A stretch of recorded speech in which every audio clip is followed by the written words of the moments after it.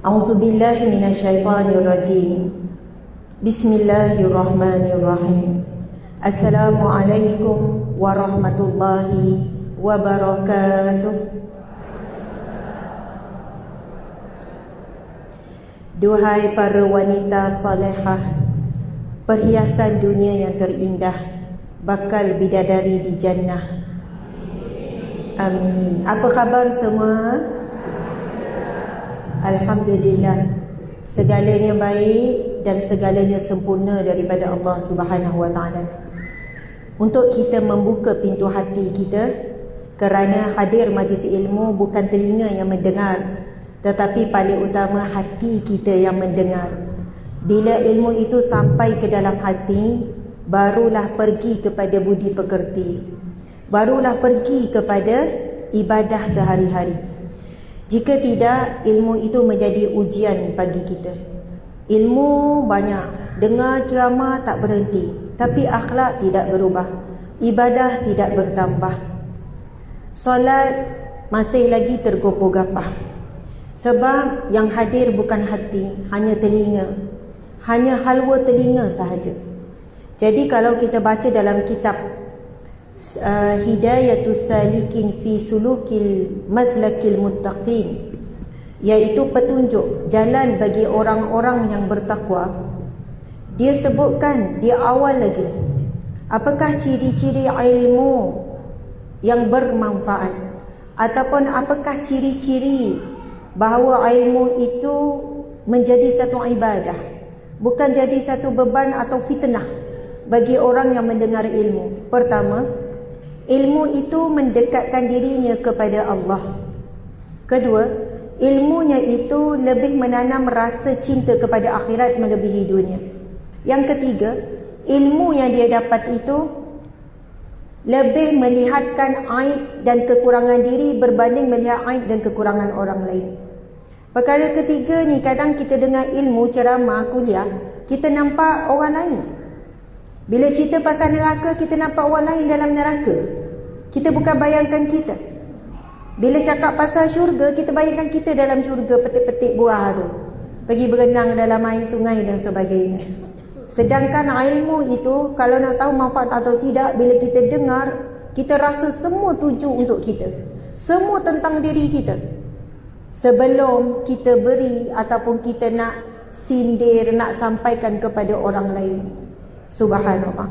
Jadi sekurang-kurangnya itu tiga ciri ilmu yang bermanfaat: menambah dekat kita kepada Allah, mengurangkan pergantungan kita kepada manusia. Ilmu itu menambah cinta kita kepada akhirat, menambah kurang cinta kita pada dunia. Dan ilmu itu menambahkan kepada kita rasa aib dan kurang diri berbanding rasa aib dan kurang kepada orang lain. Barakallah. Jadi sebab itu, kita nak buka pintu hati, kita perlu mulakan dengan zikrullah, kemudian selawat kepada Nabi. Sama-sama ya muslimat yang dihormati, muslimin yang ada di luar sana, kita memuji Allah di rumah Allah.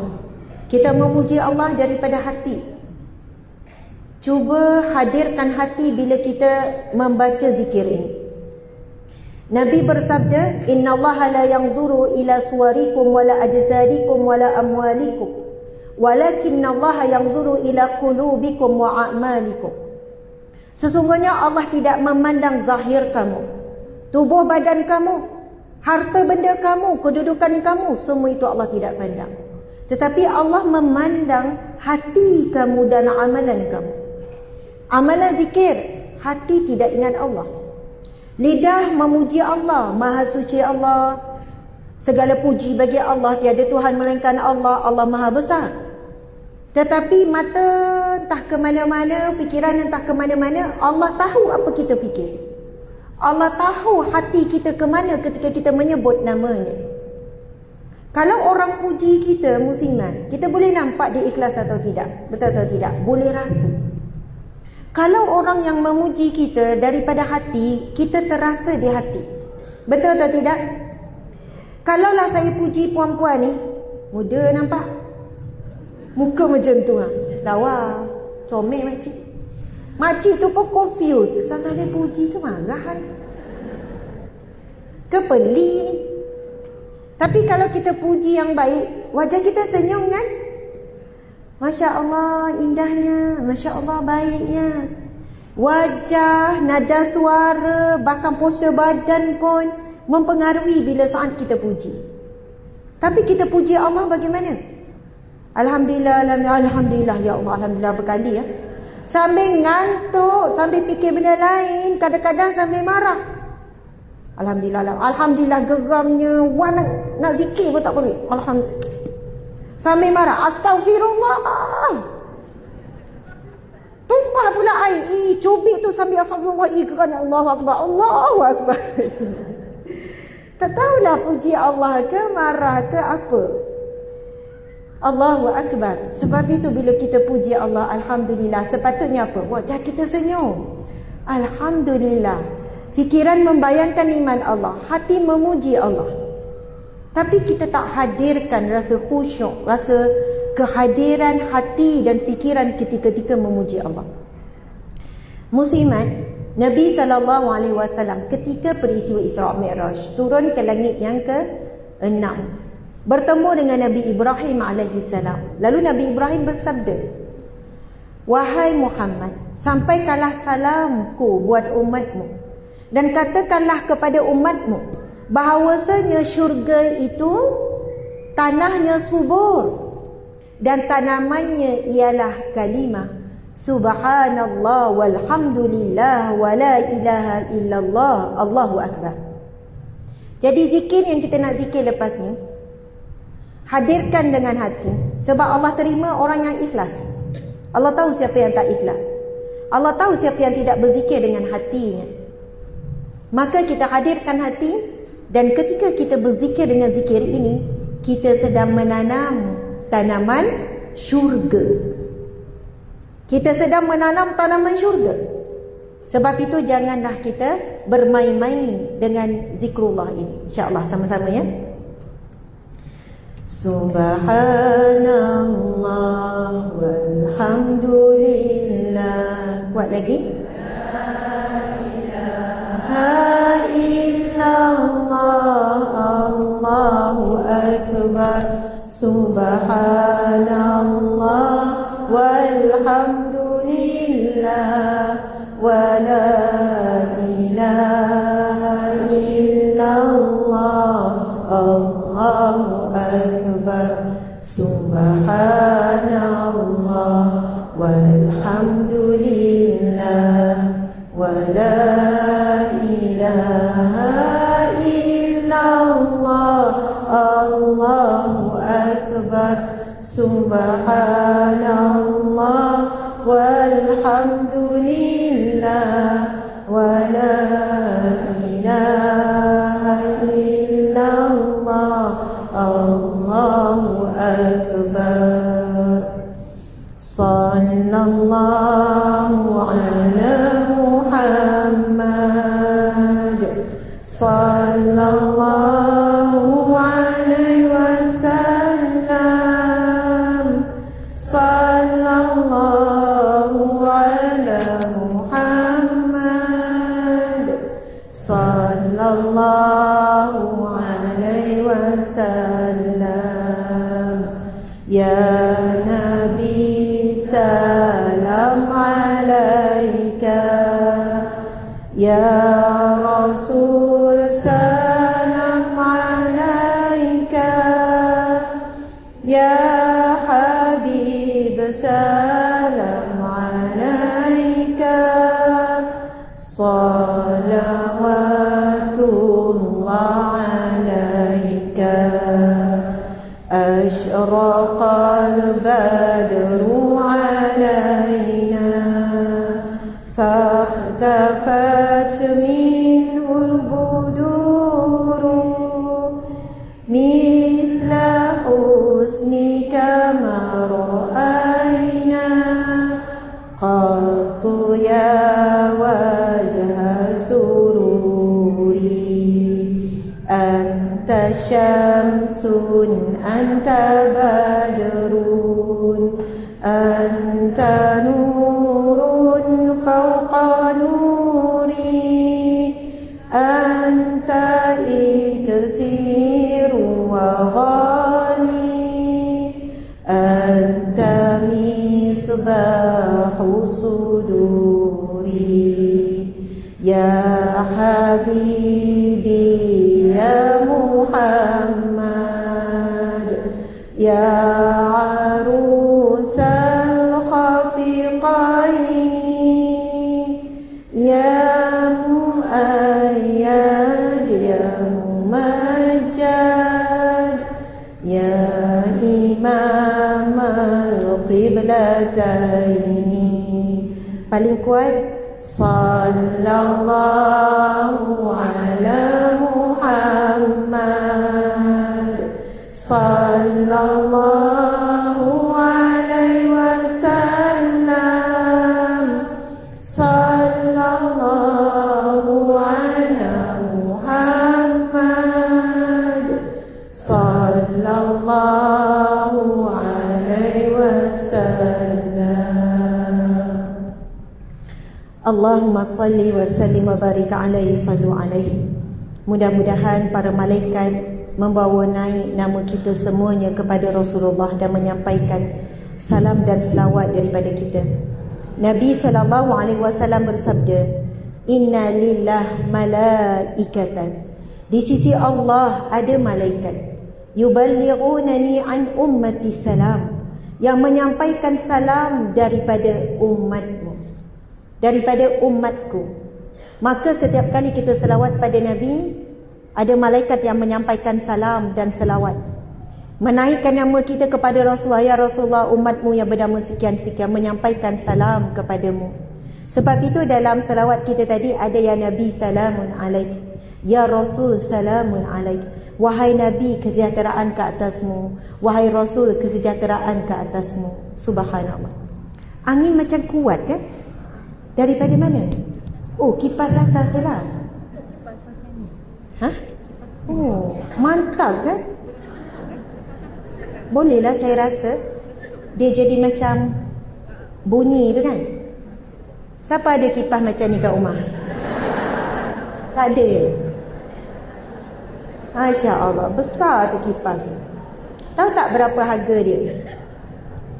Dalam 30-40 ribu je.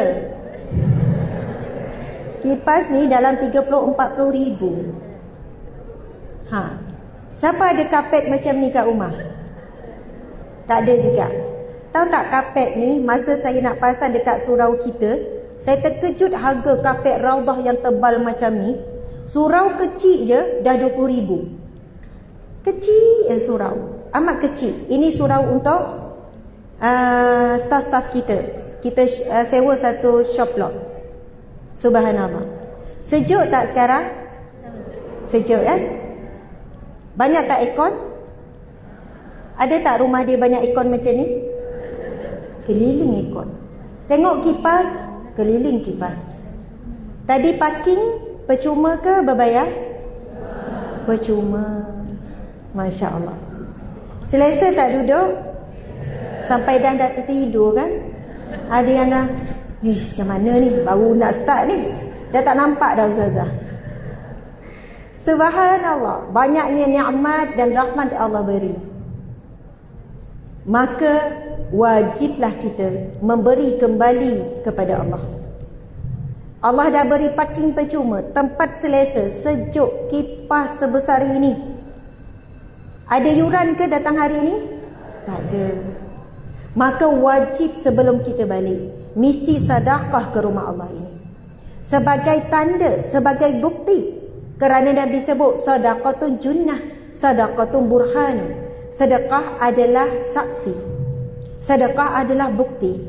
Saksi, masjid ini akan bersaksi di hadapan Allah bahawa kita tidak meninggalkan rumah Allah ini selain daripada kita tinggalkan jejak, iaitu sedekah. Allahu Akbar.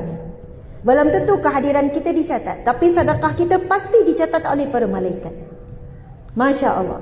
Dan ini antara masjid yang terindah. Indah sekali. Nyaman, bersih, tersusun. Saya terkejut tengok bilik tetamu tu dengan besar, dengan cantik. Saya lagi terkejut masuk tandas bilik tetamu tu. Boleh tidur lah sebesar bilik kita. Besar sungguh. Masa nak sampai ke tandas tu, letih jugalah. Tak adalah letih. Dan ini MC antara yang terbaik. Tepuk selo-selo je, tepuk. Macam tu. Siap dua MC, diorang berlatih tak tahulah berapa hari tu supaya nak harmoni tu kan, suara ni ni kan sambut ni sambut. Saya kira apabila diberi tugas dan tanggungjawab jadi MC, dia buat sehabis baik. Bagi orang yang tak faham yang mana hadis Nabi bersabda, sesungguhnya Allah amat mencintai, bukan Allah suka. Perkataan yang Rasul guna, Allah mencintai seseorang apabila dia melakukan sesuatu, mesti melakukan bersungguh-sungguh. Bagi orang, ala MC je tak ada beria. Seorang cukup lah, ala baca-baca, nak risau apa? Betul tak berlatih? Berlatih. Sebab apa? Adakah diberi allowance untuk MC? Tak. Adakah diberi petirafan? Adakah diberi anugerah? Tak. Yang mereka buat sungguh-sungguh untuk dipersembahkan kepada Allah. Puas hati. Puas hati buat sesuatu untuk diberi dan ditunjuk kepada Allah. AJK ni pakai lawa-lawa ni. Tudung sama ni, setuju tak belaka warna ni? Tak tahulah, kadang pasal warna pun boleh jadi gaduh kan. Baju, tudung, macam-macam lah. Tapi ada ketua nak bersungguh-sungguh. Kita nak buat yang terbaik. Tudung terbaik, baju terbaik. Hari ni kehadiran datuk kita, datin kita, semualah. Dan akhirnya yang di hadapan saya adalah wanita-wanita yang terbaik. Sebab apa? Anda berjaya atur masa. Kalau ikutkan sedap duduk kat rumah ni, golek-golek baring-baring. Betul tak? Ada yang dah masak awal lagi. Betul kan? Ada yang terus kata, abang kita support ekonomi umat Islam, hari ni beli. Okeylah. Masya Allah. Maksudnya bukan mudah ya. Dan orang perempuan, kehebatannya adalah bila dia nak sesuatu, mesti dia dapat. Betul atau tidak? Dia pandai atur tu, begitu, begini, asal dia dapat. Suami tak perasan tu, suami angkut je, tak tahu jadi. Kalau dia naklah pinggan mangkuk tu, dia pandailah kona sana, kona sini, macam-macam hujah dalil dikeluarkan, akhirnya dia akan dapat pinggan mangkuk tu. Lambat atau cepat saja. Dan bagusnya sikap wanita seperti ini, apabila dia selahkan ataupun dia terjemahkan dalam kesungguhan dia untuk dapat ilmu, dalam kesungguhannya untuk dapat syurga Allah. Kuliah duha, agak-agak kalau buat kuliah duha lelaki, boleh tak seramai ini? Sebenarnya lelaki pencen ramai tak? Ramailah. Seramai itu wanita pencen, seramai itu lelaki pencen. Lelaki pencen buat apa? Dia memencen. Dia dapat pahala hantar, ambil, jemput, hantar isteri kuliah. Alhamdulillah. Kuliah maghrib pun susah nak penuh. Apatah lagi kuliah duha kalau dibuat. Akhirnya kebanyakan kuliah duha adalah untuk muslimat. Muslimat yang hadir. Allah beri wanita ini ada satu sifat. Kalau dia nak sesuatu, dia suka sesuatu, dia akan bersungguh-sungguh. Orang lelaki dia nak juga makan goreng pisang, tapi pergi satu kedai tak ada, dia balik lah. Orang perempuan nak goreng pisang, dia takkan berhentinya. Bang, satu lagi. Kalau tak ada yang ni, kita balik. Pergi satu lagi, tutup juga. Berhenti dah? Tak ada. Last. Ini betul-betul last. InsyaAllah dia buka. Dia dah nak tu, tak apalah bang, beli pisang saya goreng sendiri. Subhanallah. Satu sujud nampak macam panggil budak-budak. Kalau nak sesuatu, nak juga. Sampai ketua, dah jadi nenek, dah ada cicit, sama kat panggil tak berubah. Bagus. Sebab apa? Walaupun kita penat, sakit, kerana ada semangat dan kesungguhan, kita boleh lupa yang kita sakit lutut. Kita boleh lupa yang kita dah tua, kita dah tak ada kudrat. Duduk lama-lama, bukan tak penat ni. Bersemut, berkerengga. Nanti ada yang susah nak bangun ni. Nanti dulu. Tapi sebab nekat, semangat, hati, Alhamdulillah. Syukur Allah beri kita sekarang, di usia sekarang, memiliki hati bersungguh dalam hal-hal keakhiratan, dalam hal-hal ilmu. Barakallah. Kita puji Allah. Muslimat, jangan lupa kita berada di rumah Allah, jaga adab kita. Niat i'tikaf, nawaitul i'tikaf fi hadzal masjid lillahi ta'ala. Semuanya i'tikaf ya, bukan pada lidah, wajib pada hati. Beriktikaf, pahala iktikaf begitu besar. Kemudian baca doa. Mungkin ada yang lupa baca doa masuk masjid. Allahumma ftahni abwaaba rahmatik. Ya Allah, bukakanlah bagiku pintu rahmat-Mu. Kita masuk melalui pintu masjid sebenarnya kita masuk ke pintu rahmat Allah. Apa masuk pintu rahmat Allah? Pintu syurga, pintu pengampunan, pintu kasih sayang, pintu rezeki. Rahmat Allah terkandung semua. Semua yang kita nak, yang kita mahu, yang kita ingin, yang kita perlu. Masya Allah. Jadi alhamdulillah muslimat, kita sekarang adalah tetamu Allah. Allah yang jemput kita, bukan penganjur, bukan masjid Muaz bin Jabal, bukan saya. Saya penganjur AJK Masjid adalah perantaraan Allah saja. Tetapi Allah daripada Lauh Mahfuz lagi telah pun mentakdirkan nama kita, roh jasad kita akan hadir di sini pada saat ini. Allah yang mempermudahkan segala-galanya. Sebab itu selayaknya kita puji Allah. Betulkan niat kita datang kerana Allah. Sejauh ini kita sampai.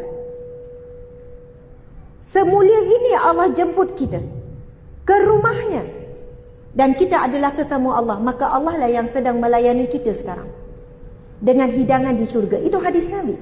Orang yang datang ke rumah Allah, Allah menyediakan hidangan di syurga. Sebab itu kita sebenarnya sedang dihidangkan oleh Allah dengan pelbagai hidangan. Tetapi itu alam ghaib, kita tak nampak. Maka sebab itu betulkan niat. Bimbang kita balik tak jumpa Allah, tak dapat Allah, tak redha Allah, tak dapat rahmat Allah, tak dapat pengampunan Allah. Yang dapat selfie Nusazah ni. Saya sangat bimbang. Saya menjadi penghalang, menjadi tabir, penghalang. Yang sepatutnya yang kita dapat adalah Allah semakin dekat. Rahmat Allah berlipat-lipat. Kita dapat daripada Allah berkat. Sepatutnya itu kita dapat. Manusia sedikit pun tak boleh beri manfaat. Saya mungkin boleh beri kegembiraan sikit. Saya senyum, saya buat love gembira. Tetapi hakikat kegembiraan ada daripada Allah. Muslimat sekalian, alhamdulillah.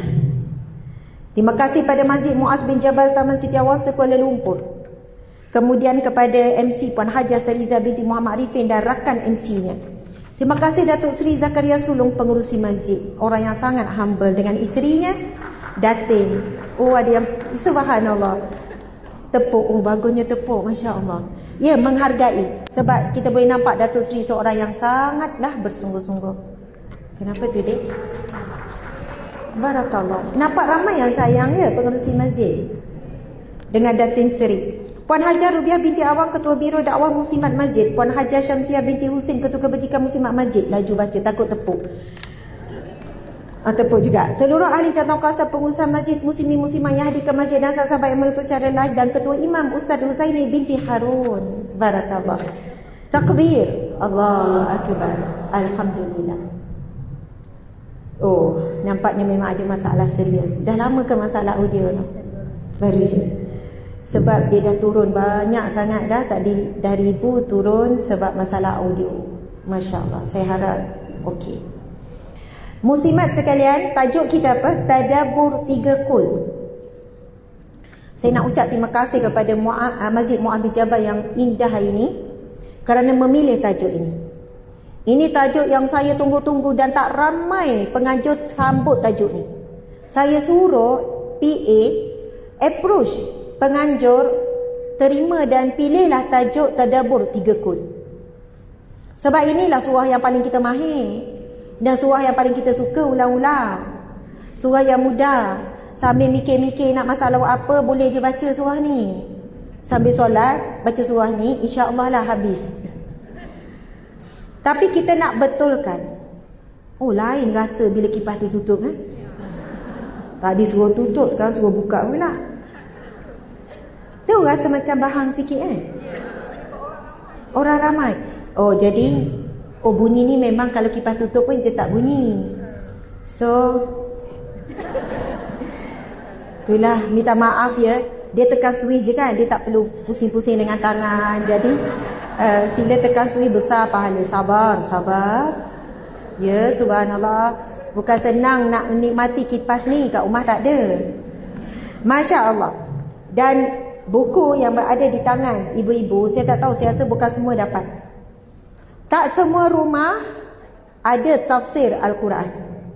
Kalau anda masih berkira-kira nak beli buku ni, seolahnya tak layaklah nak cakap cintakan 3 kul. Sepatutnya bagi Muslim wajib ada tafsir Al-Quran. Bukan Al-Quran, tafsir. Baca tak baca nombor 2, niatlah untuk baca. Kalau kita nak ada tafsir Al-Quran yang lengkap, nilainya mungkin ribuan. Yang ada tafsir 30 juzuk, tafsir Ibnu Katsir ke, tafsir Hamka ke, tafsir Al-Azhar ke, banyaklah tafsir. Tapi kita orang awam takut nak beli tafsir sebab nampak panjang, besar, bila nak baca takut membazir. Arwah ayah saya bukan ustaz, dia businessman. Ada sampai 6 buah kedai makan. Lepas tu bisnes-bisnes lain lagi.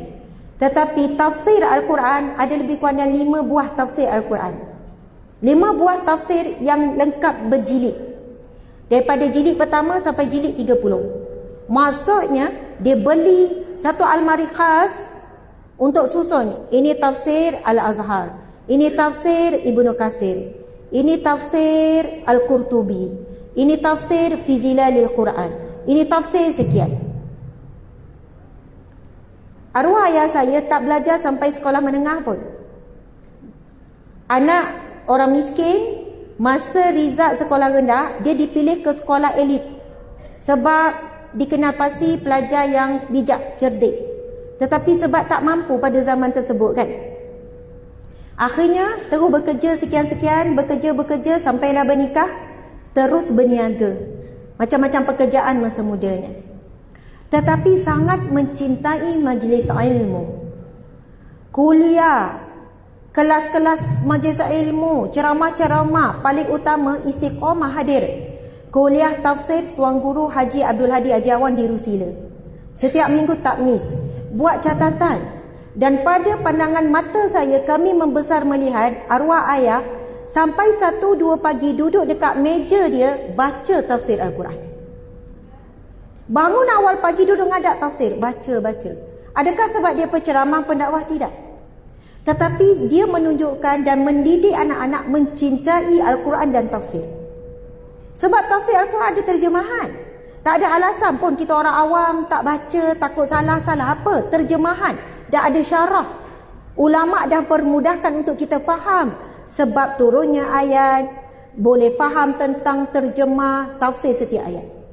Dan setelah arwah ayah meninggal dunia pada bulan Ramadan, 10 Ramadan pada hari Jumaat malam. Bulan Ramadan Jumaat malam. Barakallah. 5 tahun lepas. Arwah ayah saya meninggal umur 58 atau 59. Kalau beliau masih ada, muda lagi lah, 64 macam tu, 64, 65. Mak saya umur 61 tahun ni. Jadi arwah ayah saya kalau ada umur 64 lah, beza 3 tahun. Muslimat sekalian, selepas meninggal, selepas pergi, setiap kitab tafsir anak-anak akan ambil. Saya ambil 1 set. Adik saya dah ambil, sekian dah ambil. Arwah ayah saya di dalam kubur, dia dapat pahala mengalir tanpa henti. Sebab itu buku adalah wakaf, harta wakaf kita. Bila kita mati, mudah-mudahan ada anak. Kalau bukan anak, cucu kita akan baca. Boleh diwariskan. Sebab itu jangan pernah rasa rugi beli kitab. Alah, kalau beli tak baca, membazir. Time beli handbag, tak fikir membazir tau.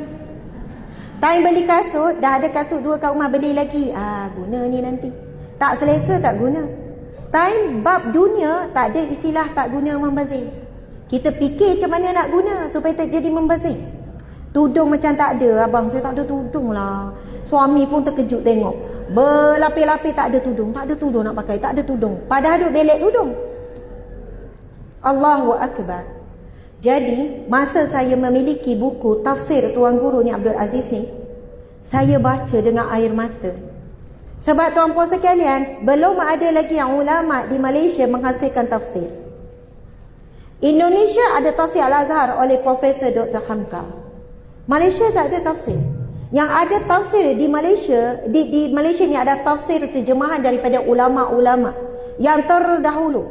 Di kalangan ulama'-ulama' Indonesia, kemudian ulama'-ulama' Arab lah, daripada tanah Arab, daripada Timur Tengah. Jadi ini naskah yang sangat mahal dan berharga di tangan ibu-ibu sekalian. Tafsir Al-Quran ni Abdul Aziz Ni'mat, almarhum ni Abdul Aziz Ni'mat, surah An-Nas, surah Al-Falaq dan surah Al-Ikhlas. Barakallah. Jadi inilah yang kita nak tadabbur hari ini. Sama-sama kita mulakan dengan bacaan suratul Fatihah. Kemudian kita terus membaca 3 kul sebanyak 3 kali. Boleh? Maksudnya kita akan baca Qul Huwallah 3 kali, Al-Falaq 3 kali dan An-Nas 3 kali. Ia berdasarkan hadis Nabi SAW. Nabi bersabda, hadis yang sahih, barang siapa yang membaca 3 kali pada waktu pagi, Qul Huwallah, Qul a'udzu birabbil falaq dan Qul a'udzu birabbin nas, dan 3 kali pada waktu petang, maka Allah akan mencukupkan baginya daripada segala sesuatu. Nabi sebut cara untuk beramal. Ni kita masuk topik dah ni.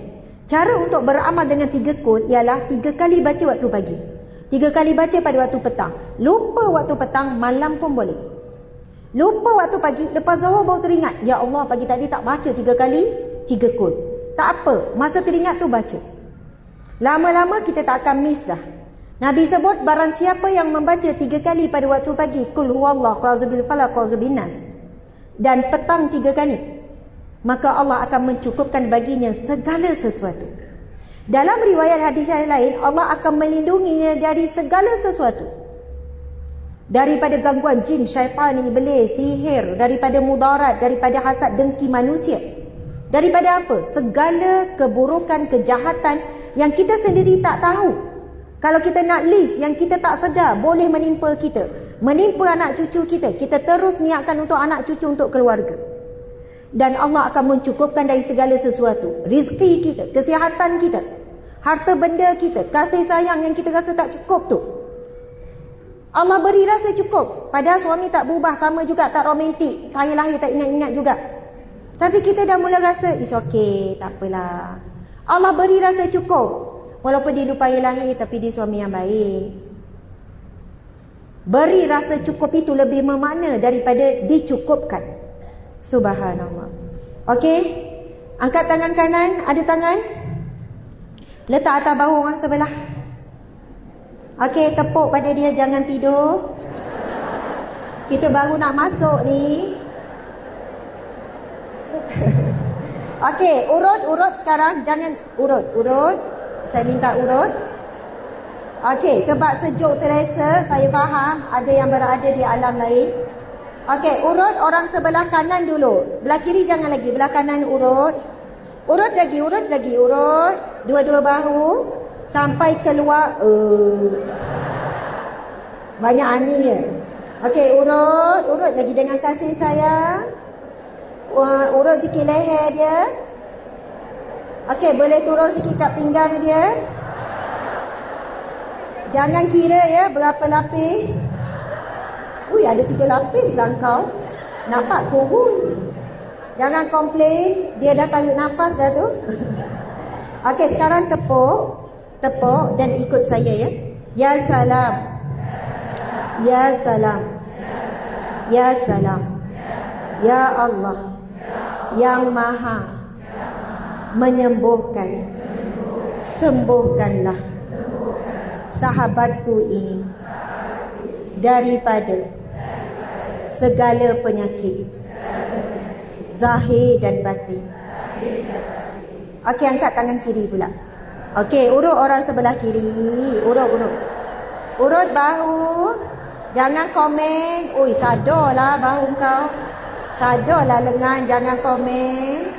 Okey, urut bahu kiri kanan, leher sikit, leher lengan tu. Pusing-pusing sikit leher. Okey, semalam tadi ni tahajud ni 3 jam tu ngantuk tu. Okey, urut lagi bahu, turun ke pinggang. Saya tahu ada yang geli sebab tu suruh urut supaya hilang ngantuk tu. Sekarang tepuk. Ya salam. Ya salam. Ya Allah.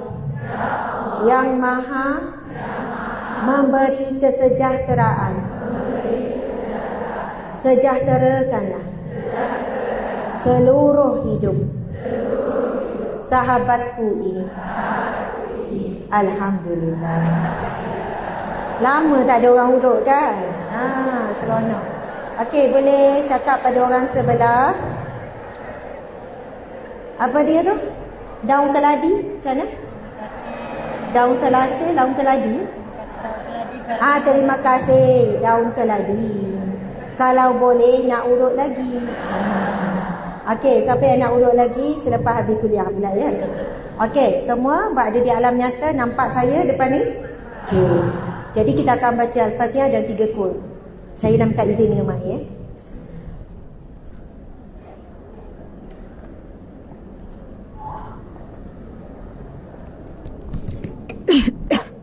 Okey.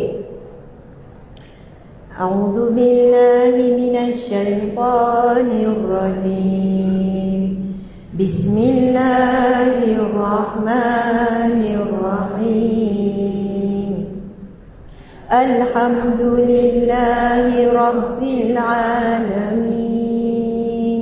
Ar-Rahmanir Rahim. Maliki yaumiddin.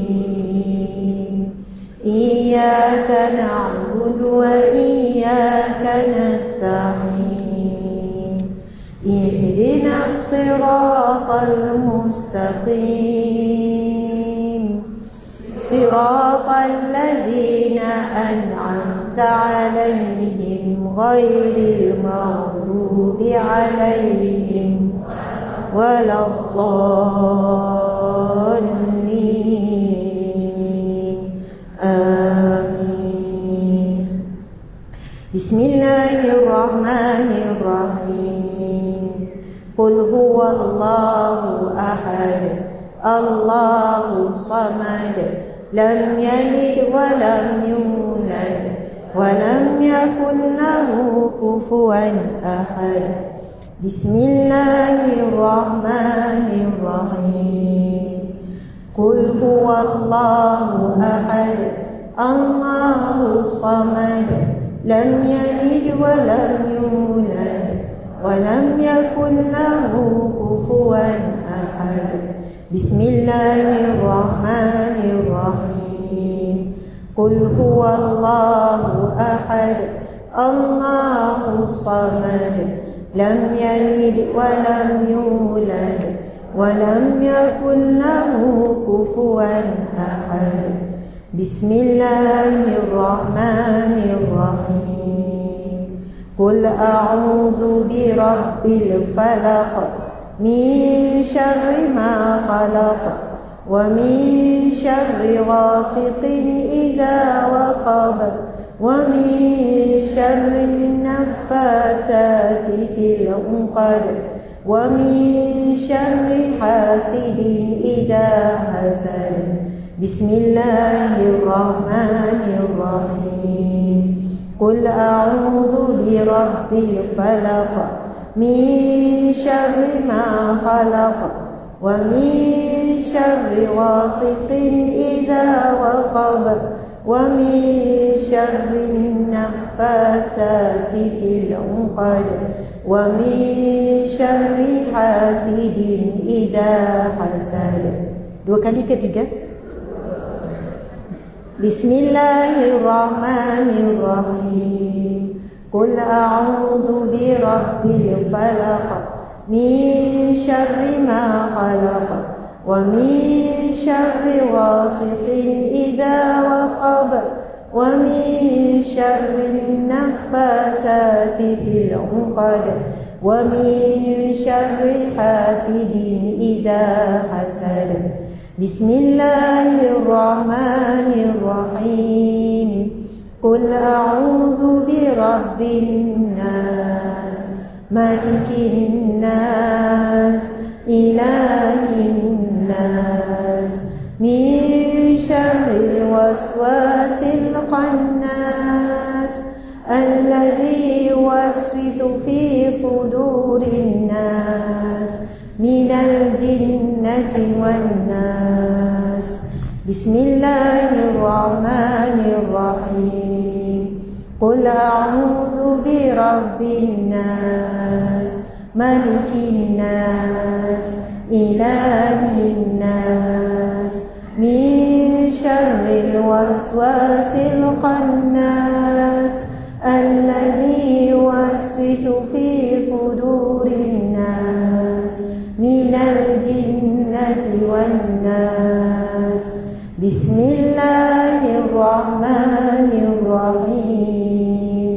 Qul a'udzu birabbin nas, malikin nas, ilahin nas, min syarril waswasil khannas, alladzi yuwaswisu fi sudurin nas, minal jinnati wan nas. Subhanallah walhamdulillah wa la ilaha illallah wallahu akbar. Sekarang sila buka muka surat 2. Buka muka surat 2. Kita terus pergi kepada surah An-Nas. Surah An-Nas. Masya-Allah. Jangan bimbang yang tak memiliki buku, is okay. Saya pun akan jelaskan dengan detail. Jadi akan tetap dapat ilmunya, kefahamannya walaupun tidak ada buku. Mungkin dah habis stok, saya tak tahu, mungkin dah habis yang tak dapat. Okey, muslimin muslimat. Kita tengok terjemahan surah An-Nas. Bismillahirrahmanirrahim. Qul a'udzu birabbin nas. Katakanlah wahai Muhammad, aku berlindung kepada Allah, pemulihara sekalian manusia, ataupun pemelihara, ataupun penjaga, ataupun pentadbir sekalian manusia. Itu masuk Rabb. Bila kita sebut alhamdulillahi rabbil alamin, qul a'udzu bi rabbi, perkataan yang sama, betul atau tidak? Rabb membawa maksud pentadbir, pemelihara, pemulihara, pengatur. Itu ada terjemahan yang lebih tepat berbanding dengan Rabb itu sebagai Tuhan. Bila sebut ilah, la ilaha, maksudnya adalah tiada sembahan melainkan Allah. Ilah. Bila sebut Rabb lebih dekat maksudnya dengan pemelihara, pemulihara. Muslimin dan muslimat sekalian, bila sebut Rabb, Allah mentadbir alam. Kalau kita baca terjemahan tafsir suratul Fatihah oleh tafsir Tuan Guru juga dan tafsir-tafsir yang lain, Allah memiliki lebih daripada 70,000 alam. Dan Allah menjaga pada saat yang sama serentak semuanya. Di dalam dewan ini, dewan solat ini, masjid ini, ada beratus-ratus, mungkin ribu, wallahu a'lam. Di dunia hari ini manusia lebih kurang dalam 3 bilion. Belum dikira burung, ikan di lautan, binatang-binatang dan tumbuhan yang kita tak tahu trilion, bilion, trilion, zilion, tak tahu berapa jumlah. Bahkan setiap daun yang gugur di dunia ini, walaupun berada di satu hutan yang tak pernah manusia boleh sampai, tetap dalam pengetahuan dan aturan Allah. Betapa hebatnya bila kita sebut Rabbin Nas. Qul a'udzu bi Rabbin Nas. Katakanlah wahai Muhammad, bahawasanya katakanlah aku berlindung daripada Tuhan pentadbir, pengurus, pemelihara manusia. Masya Allah. Tengok lagi. Malikin Nas, pemilik, raja yang menguasai sekalian manusia. Ilahin Nas, Tuhan yang berhak disembah. Ilah, sembahan oleh sekalian manusia. Min syarril waswasil khannas, daripada kejahatan pembisik yang menghasut, yang timbul tenggelam. Min syarril waswas, min daripada, syari kejahatan, al-waswas bisikan-bisikan yang jahat, al-khannas yang tenggelam dan timbul, allazi yuwaswisu fi sudurin nas, yang membisikkan direct ke dalam hati manusia, bukan bisik kat telinga, dia bisik ke dada, yang melemparkan bisikan dan hasutannya ke dalam hati manusia. Minal jinnati wan nas, daripada kalangan jin dan juga daripada kalangan manusia. Muslimat sekalian, sepintas lalu kalau kita tengok Maksud min syarril waswasil khannas, daripada kejahatan waswas. Waswas ini bisikan jahat. Al-khannas maksudnya adalah tenggelam timbul. Apa maksud tenggelam timbul di sini ialah bisikan ini akan jadi timbul apabila iman kita lemah. Dia jadi kuat bisikan ni. Kita duduk layan bisikan ni. Kita duduk mikir-mikir bisikan ni. Apa kecaman manusia tu kita duduk bawa sampai seminggu. Masa masak pun kita duduk tekan kuali. Dah kenapa tu? Geram, teringat tadi, teringat. Maksudnya jadi terjemah dalam apa? Dalam harian kita. Bisikan ni akan kuat. Bisikan manusia berniat jahat. Bisikan jin dan syaitan apatah lagi. Dia mengganggu, dia bisik-bisik. Syaitan, dia ada biografi kita. Dia ada ensiklopedia makcik-makcik sekalian. Nenek-nenek, wan-wan sekalian, dah hidup 60 tahun, lagi expert dia tentang makcik-makcik semua. Dia, kita tahu ada qari. Hanya qari Nabi saja yang diislamkan Allah. Selain daripada tu, qari di kalangan jin yang bukan Islam. Yang tugasnya adalah untuk bisik pada kita non-stop. Bisik tak puas hati dengan suami, padahal suami tu dah elok dah. Cuma kita je tak puas hati, nak perfect lagi. Menantu tu dah elok lah. Macamlah kita ni menantu yang bagus sangat.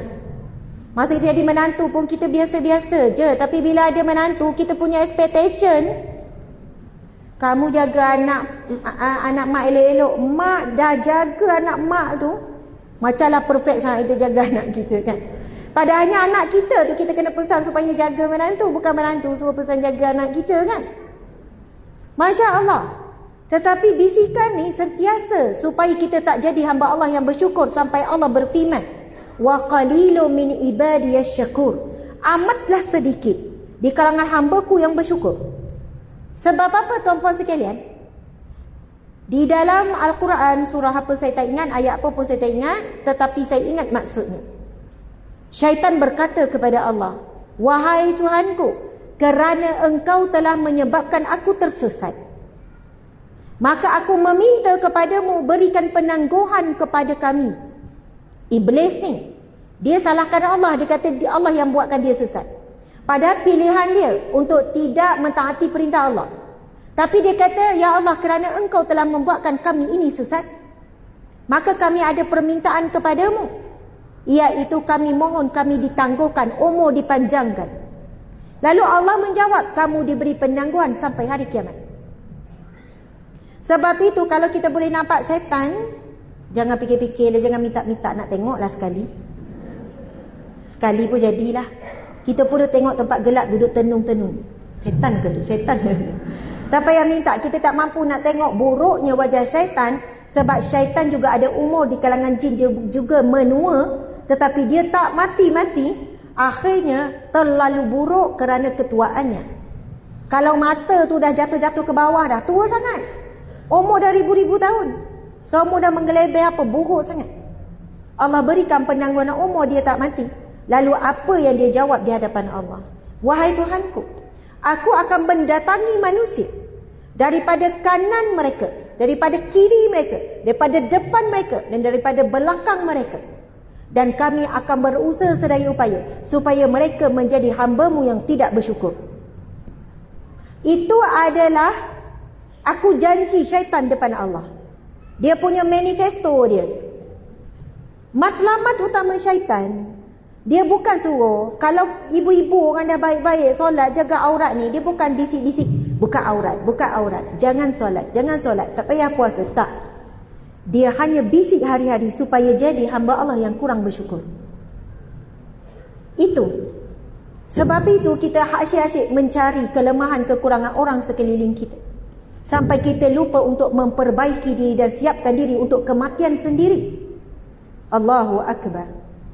Jadi, bila sebut min syarril waswasil khannas, daripada kejahatan bisikan yang tenggelam timbul, al-khannas bermaksud tenggelam timbul. Bisikan ini akan kuat apabila iman kita lemah, dan bisikan ini akan lemah apabila iman kita kuat. Dia akan tenggelam apabila kita hadir majlis ilmu, kan rasa insaf sekejap kan. Tengok-tengok balik nanti, dah ke mana dah. Sekarang rasa insaf nak jadi isteri yang bersyukur kan. Baru pasal niat balik nanti nak senyum je. Apa pun berlaku senyum je. Rupanya lepas bagi salam je, masuk je dalam rumah, nak pergi minum air, tengok-tengok ada pinggan tak basuh. Aduh, dah niat elok dah ni. Basuh-basuh lah juga, basuh. Lepas tu, hei awak ni kan, dah tak boleh nak jaga dah nada suara, baru niat nak senyum. Takkan tak boleh basuh, satu pinggan je kot. Kalau dia boleh menjawab, awak pula satu pinggan je kot. Tapi benda tu boleh jadi besar kan. Masuk dalam bilik tengok keplekat bergulung pula. Aduh, geramnya, tak boleh ke sangkut. Bantal kita dah susun elok, tiba-tiba nampak bekas baring dan dia tak susun balik. Lepas tu nak pergilah buat kerja, tengok selipar, tengok stokin. Aduh, ujian betul lah. Bila kita niat nak jadi isteri yang bersyukur, ujian syaitan dah siap dah dia punya senjata dia. Dia tak akan biarkan. Sebab itu ada seorang sahabat Nabi, dia baca doa, Allahumma ja'alni minal qalil. Allahumma ja'alni minal qalil. Allahumma ja'alni minal qalil. Sampai Sayyidina Umar dengar, Sayyidina Umar tanya, awak baca doa apa ni? Tak pernah dengar doa ni. Lalu sahabat Nabi ni pun jawab, wahai Umar, aku memohon kepada Allah, golongkanlah aku di kalangan orang yang sedikit. Kerana Allah berfirman, sangat sedikit hamba-Ku yang bersyukur. Dan aku meminta dengan Allah supaya aku berada dalam golongan yang sedikit itu, iaitu hamba Allah yang bersyukur. Lalu Sayyidina Umar jawab apa? Sesungguhnya Umar banyak tak tahu. Sesungguhnya Umar tak tahu. Umar banyak jahil. Dia mengakui kelemahan dirinya. Jadi kita boleh doa dalam bahasa Melayu, ya Allah golongkanlah aku di kalangan yang sedikit. Maksudnya yang Allah sebut tadi itu. Dan ramai di kalangan ahli syurga Allah, di kalangan orang yang bersyukur. Orang yang miskin tapi bersyukur. Orang yang kaya bersyukur. Orang yang ada suami bersyukur. Orang yang tak ada suami bersyukur. Orang yang ada anak tak ada anak, keduanya bersyukur. Orang yang sakit dan sihat, semuanya bersyukur. Sebab kita bersyukur bukan ada syarat ada. Bukan sempurna. Tapi syukur ini tanpa syarat. Tanpa syarat. Orang yang demam boleh bersyukur. Ya Allah demam. Syukurlah demam. Tak adalah kanser. Orang yang kanser masih boleh bersyukur. Aku kanser tapi masih lagi boleh pergi kuliah. Tak adalah lumpuh. Orang yang lumpuh masih boleh bersyukur. Aku lumpuh, memang tak boleh bergerak, tapi tangan boleh gerak, boleh lagi baca Quran. Orang yang lumpuh tak boleh gerak, semua tangan pun tak boleh gerak, mulut je boleh gerak. Syukur masih hidup walaupun tak boleh gerak, kurang-kurangnya boleh zikir, boleh lagi solat dengan kepala. Sentiasa ada ruang untuk bersyukur. Syukur tidak ada syarat, hanya perlu ada hati yang mengenal Allah. Hanya perlu ada hati yang merasakan setiap apa yang Allah beri dan Allah takdirkan ada hikmah, kerana Allah sayang kita. Allahu Akbar. Muslimin muslimat yang dihormati, kita tengok sebelahnya. Tafsir ayat 1, 2 dan 3. Kita baca kelebihan tafsir Tok Guru ni Abdul Aziz ialah dia menafsirkan ayat yang mudah kita nak faham dan dia akan bawa banyak contoh. Siapa pernah dengar ceramah Tok Guru ni Aziz? Angkat tangan. Orang lama-lama pernah dengar kot ya? Tak ramai yang pernah dengar kuliah Tok Guru ni Abdul Aziz ya? Arwah bekas Menteri Besar Kelantan. Saya dulu sebab saya sekolah di Kelantan, Muhammadiyah Banat Kota Baru Kelantan. Bila hari Jumaat pergi dengar kuliah Tok Guru. Dan sebelum saya sekolah di situ, saya sekolah di Darul Anwar, iaitu sekolah Tuan Guru. Asrama saya sebelah je rumah Tok Guru. Kami selalu mengintai nak tengok Tok Guru. Mengintai pada asrama perempuan, kami akan tunggu-tunggu Tok Guru keluar daripada rumah, siram pokok, menyapu sekitar rumah kayu biasa saja. Dan kami bertuah sebab kami solat berimamkan Tuan Guru, dan keluar-keluar Tuan Guru tu jadi biasa untuk saya. Cara kaedah Tuan Guru, dia akan memudahkan. Dia menyampaikan sesuatu untuk mudah orang awam faham. Sebab itu bila Tuan Puan baca buku ni, dia macam bercakap dengan kita. Dia macam bercerita. Dia bukan tafsir Al-Quran yang formal. Okey Tuan Puan sekalian, mari kita tengok. Mula-mula sekali, kita kena ingat bahawa ada tempat-tempat di dalam Al-Quran yang mengandungi perkataan kul atau bermula dengan perkataan kul, seperti kul a'udzu birabbin nas, iaitu bacaan untuk hari ini. Sebab apa tafsir ini dibuat? Daripada rakaman ceramah beliau. Sebab itu ada ayat bercakap. Ada ayat kul a'udzu birabbil falaq, iaitu surah selepas daripada surah hari ini, iaitu surah An-Nas. Dan ada juga ayat kul huwallahu ahad. Ada banyak lagi perkataan kul di tempat-tempat yang lain. Ada juga tempat-tempat di dalam Al-Quran yang tidak ada perkataan kul. Kul maknanya kata olehmu Muhammad. Katalah wahai Muhammad. Wahai Muhammad, beritahulah kokge. Beritahulah kepada orang. Kokge itu bahasa Kelantan. Beritahulah kepada orang. Maksudnya kul membawa maksud wahai Muhammad, katakanlah. Katakanlah kepada siapa? Kepada umat Nabi Muhammad. Kepada umatmu. Royaklah ataupun beritahulah mengenai kata-kata Tuhan. Apakah beza antara ayat yang ada perkataan kul dengan ayat yang tidak ada perkataan kul?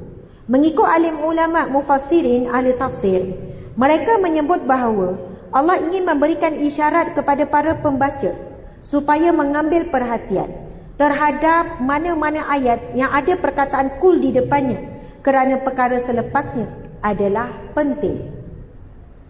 Jadi para ulama mufassirin bermaksud ulama tafsir. Kalau sebut ulama muhaddisin, ulama hadis. Bila sebut fuqaha, ulama fiqh. Bila sebut kalau sirah, ulama sirah. Setiap ilmu ada alim ulama. Ulama mufassirin menyebutkan apabila ada ayat dimulakan dengan perintah, kul tu perintah, fi'il amal. Katakanlah wahai Muhammad, maka Allah nak ambil perhatian kita. Allah nak suruh kita beri perhatian kerana ada mesej yang penting untuk kita dengar, untuk kita dapat. Subhanallah. Muslimat sekalian, sekarang dah 11.45. 11.45. Sepatutnya dah habis dah kuliah kita. Rasa cepat ke lambat?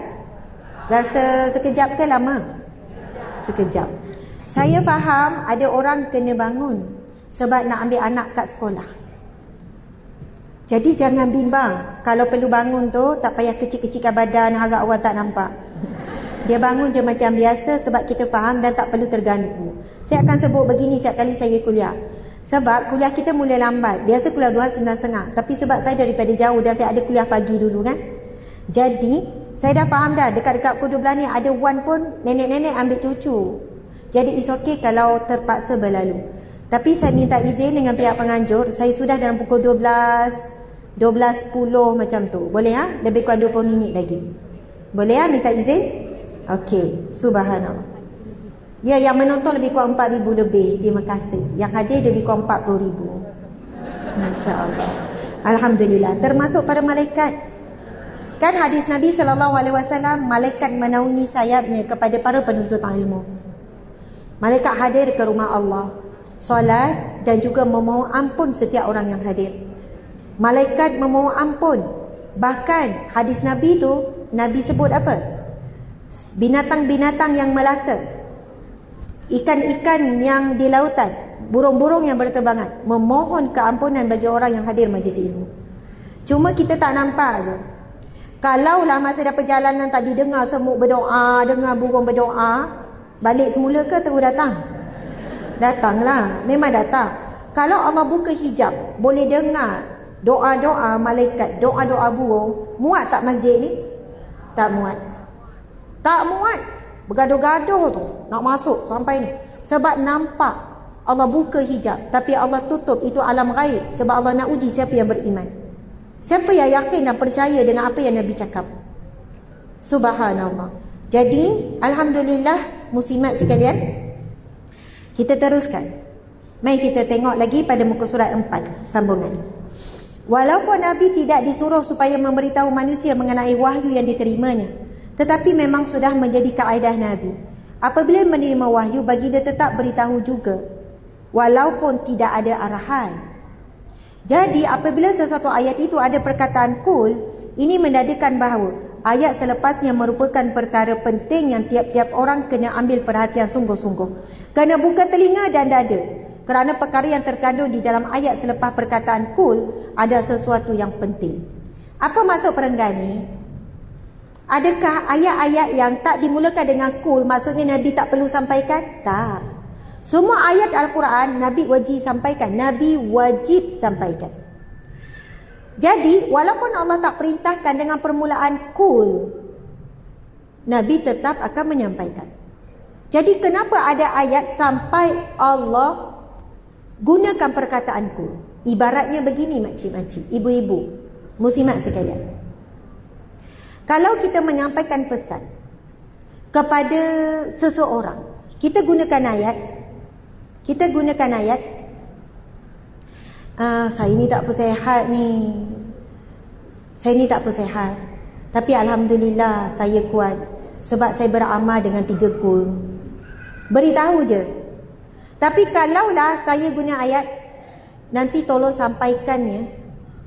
Nanti sampaikan, cakap kepada kawan-kawan, saya tak sihat, tetapi insya-Allah saya kuat sebab saya beramal dengan 3 kul. Beza tak? Beza. Sebab apa? Ayat tu seolahnya bila katakanlah, tolong bagi tahu, tolong cakap, ada penekanan dan ada penegasan. Bermaksud selepas itu ada perkara penting. Cuba kita tengok. Satu daripada perkara penting itu ialah kul, wahai Muhammad, beritahu orang supaya berkata apa? A'udzu birabbin nas. Wahai Muhammad, katakan kepada umatmu supaya mereka baca doa. Oh, itu dilancarkan tabung ya? Muslimat? Muslimat sedang bergerak lancarkan tabung ke? Okey. Subhanallah, dengan lafaz yang mulia, Bismillahirrahmanirrahim, dan juga selawat kepada Nabi, Allahumma salli ala Sayyidina Muhammad, dilancarkan tabur Masjid Muaz bin Jabal. Semoga semuanya duit purple 100 belaka. Berilah satu jumlah yang kita sayang.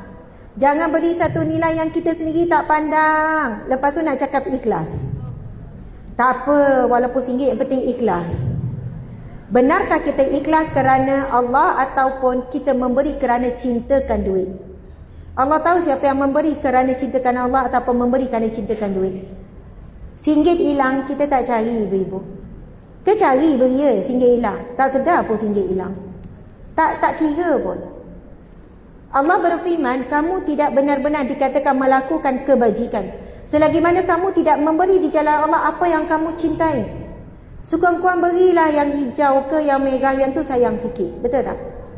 Kalau rasa tak berapa sayang juga RM10, bagi yang oren tu. Saza RM20 pun saya tak heran. Bagi yang biru tu. Biru 50 biru kan? Kalau 50 pun tak heran, bagilah. Sebab jumlah yang kita sayang, dia menaikkan iman. Saya bukan leka yang RM1. Bagi orang susah, RM1 besar. Bagi orang yang Allah lipat gandakanlah rezeki, lipat gandakanlah sedekah. Kita bimbang, kita baca kisah Habil dan Qabil. Rupanya kita Qabil moden. Qabil, infak dia Allah tak terima. Sebab dia mencari kibash ataupun biri-biri yang paling kurus, yang paling dia tak sayang. Akhirnya sedekah dia Allah tak terima. Dan yang diterima adalah Habil, yang memberi yang terbaik. Sebab itu jangan kita ikat sesuatu dengan yang penting ikhlas. Allah paling tahu sebenarnya ikhlas tak kita. Jadi cubalah beri. Kalau tak bawa duit, jarang kan learning sekarang bawa duit, dia bawa kad kredit, jadi boleh letak kad dalam tu. Jangan letak kad. Boleh lucutkan cincin ke, boleh masukkan gelang ke, rantai pun boleh, subang ke. Jangan yang plastik, yang emas lah. Gitu. Subhanallah. Jadi tak apa, Hajar mungkin boleh gerak-gerakkan kan. Hajar nak lalu celah-celah payah juga. Tapi wallahualam boleh je kalau nak bergerak juga. Sebab ada orang tak sabar-sabar tu. Bila nak sampai. Okey, tak apa. Kita teruskan ya. Muslimin muslimat dimati Allah sekalian. Cuba kita baca seterusnya. Ini ayat-ayat Tuan Guru yang sangat bijaksana. Saya dah baca dah ni, dah banyak kali baca. Tengok perenggan seterusnya. Kalau takut kepada harimau, kita lari masuk ke dalam rumah. Betul tak? Pernah kena kejar harimau? Tak pernah. Ini bermakna kita berlindung dengan rumah. Betul atau tidak? Kalau harimau kejar kita, kita lari masuk dalam rumah, tutup pintu, rasa tenang tak? Rasa lega lah. Kalau kita kena kejar harimau, kita panjat pokok, lega tak? Belum lega penuh lagi. Kok harimau tu boleh panjat? Kan kok ada binatang tapi kita duduk dalam rumah, kita sedang berlindung daripada harimau tu dengan rumah. Betul tak? Takut kepada gajah, kita lagi panjat pokok kayu sebab gajah memang tak boleh panjat. Ini berbanda kita berlindung dengan pohon kayu. Kalau ada senapang, kita tembak ke atas supaya bunyi yang kuat menyebabkan binatang lari. Ini bermakna kita berlindung dengan senapang. Tolonglah minta kepada aku supaya aku lindungi dia. Aku ini siapa? Bi Rabbin Nas. Tu yang saya sebut tadi. Cara Tok Guru ni Abdul Aziz, bila dia menjelaskan, dia suka bagi contoh untuk kita mudah faham. Tuan-puan nikmati Allah sekalian, syaitan, kita pun tak pernah kenal dia, tak pernah jumpa dia. Dia ada selalu dengan kita. Dia tahu semua sejarah kita sejak daripada lahir, siapa yang kita berkawan, keburukan kita, kelemahan kita. Dia tahu semua. Waktu zaman kecil, zaman remaja, siapa yang kita ngumpat, siapa kita kata, siapa kita berkawan, berapa kali kita putus cinta, semua dalam rekod dia. Kita dah kahwin, bla bla bla. Dia paling tahu tentang titik lemah kita. Dia tahu di mana kekuatan kita. Dia tahu kalau dia ganggu bisik-bisik dalam bab suami, kita tak heran. Tetapi dia tahu kita lemah ujian anak. Lalu dia akan ganggu dan bisik. Dia akan buat kacau anak kita sampai anak kita menyakiti hati kita. Suami sakitkan hati, dah lali dah. Tak ada perasaan dah Ustazah. Dia ada ke tak ada, sama je Ustazah. Kalau boleh dia tidur kat masjid tak balik-balik pun tak apa. Contohlah ya. Maksud ada orang sampai peringkat tak ada apa dah suami tu. Tapi dia sensitif dengan anak. Allah uji dia. Bukan sekadar Allah uji sebab nak naik darjat, tapi syaitan dia akan beratkan. Dia tahu titik lemah kita di situ. Dia ganggu, dia kacau. Allah uji naikkan darjat. Syaitan dia berikan tipu daya dia untuk menjatuhkan darjat kita. Sebab itu, siapa yang boleh lindungi kita daripada syaitan? Allah sahaja. Suami tak boleh, kita tak boleh, kita pun tak tahu macam mana nak lindungi diri kita. Pakai baju tebal, gitu gini, kita tak tahu macam mana. Sebab itu, pesanan dalam surah An-Nas ini sangat penting. Kul, wahai Muhammad, katakan kepada umatmu. Suruh umatmu berkata, A'udhu bi Rabbin Nas. Aku berlindung daripada Tuhan manusia. Malikin Nas, yang menguasai manusia. Once kita sebut kalimah ini, Allah terus menghantar para malaikat untuk melindungi kita. Syaitan tak boleh dekat dengan kita. Syaitan tak boleh nak bisik. Syaitan tidak boleh nak menghampiri kita. Syaitan tak boleh nak tipu daya, tak boleh nak goda kita. Walaupun dia ada ensiklopedia tentang kita, mana lemah kita, mana kekuatan kita, dia tak boleh nak ganggu. Sebab kita dah mohon perlindungan dengan yang maha berkuasa, yang menguruskan kehidupan kita. Kul a'udhu bi Rabbin Nas. Katakanlah, aku berlindung dengan Tuhan yang mentadbir manusia. Malikin Nas, raja, pemilik, penguasa manusia. Ilahin Nas, sembahan manusia. Syaitan dengar kita baca surah An-Nas, dia terus menggelupung. Sebab dia sangat meminta supaya kita menyembah dunia. Kita menyembah hawa nafsu kita. Kita menyembah suami anak kita. Kita menyembah pangkat. Kita menyembah syaitan. Tapi dalam An-Nas kita sebut ilahin nas, sembahan manusia. Kita mohon perlindungan semua ni daripada apa? Cuba tengok penjelasan seterusnya. Tolonglah minta kepada aku supaya aku lindungi dia. Aku ini siapa? Rabbin Nas. Akulah yang jaga kamu. Malikin Nas, akulah yang memiliki ataupun menjaga kamu juga malikin nas. Ilahin nas, akulah Tuhan yang menjaga segala-galanya. Kamu hendak cari penjaga lebih hebat daripada aku, umpama Allah berkata begitu.